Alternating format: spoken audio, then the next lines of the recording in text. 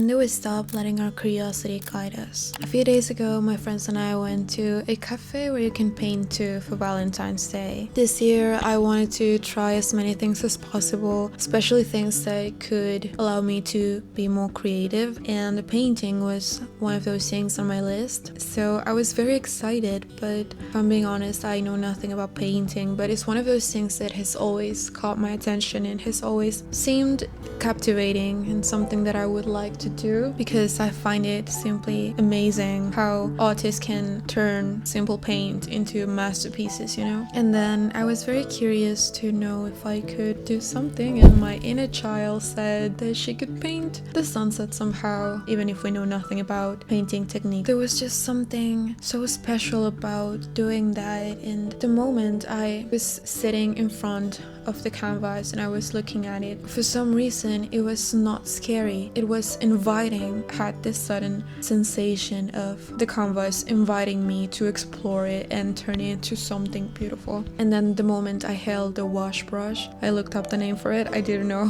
what the name for the brush was, and started like applying blue paint. It felt so freeing, it made me feel so good. And for some reason I was not scared of messing up the canvas, because for the past 2 years I felt so scared of trying new things and ruining them, but in this case I felt so free. I spent an insane amount of time trying to paint the ocean because I wanted to paint the sunset, but like in the ocean. I clearly don't know how to paint waves. I was running out of time. I had to paint the sun because otherwise my masterpiece was going to miss its main character, and of course I wanted to add the sun. It was a sunset. I was very curious to see where trying would take me, and this is the end result.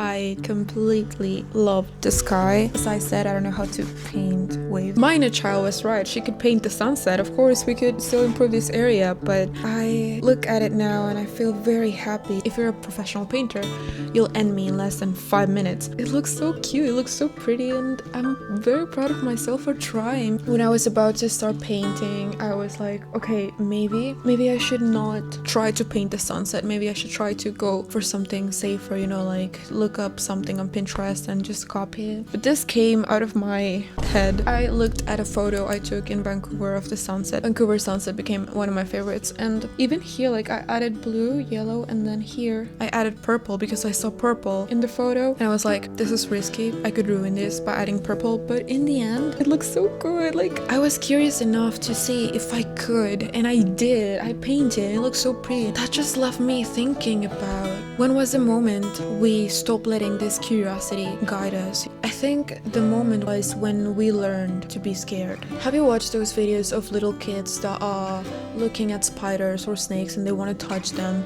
They don't think it's dangerous. In the comments, people are saying like, oh, fear is learned, fear is taught. I realized that that's exactly what's going on, and of course it's not that simple to just ignore your fears of being rejected, unknown, seen, failing, or even trying. But reality is, maybe it's time for us to let that inner child of us speak. And I believe, like in social media, people say reconnecting with your inner child, but what they really mean is reconnecting with that curiosity, because we must think about what that inner child represents. You know, it's usually freedom, fun, creativity, imagination, possibility, curiosity, exploration, adventure. So by tapping into this side of us and reconnecting with this side of us that has been suppressed for who knows how long, I believe we will get more fulfilling experiences in life, because no matter if you failed, at least you got to experience that because you allowed your inner child to make that decision of trying, you know. Our responsibility as grown-ups is to take care of that inner child. Just something that I was thinking about. Again, I feel very proud of myself for what I painted. I would love to continue painting. It's something that I simply enjoy too much, and I know this is a fact because I even enjoy painting my bathroom wall. So what do you think about this? Thank you for watching, and I hope you have a nice day. You got this.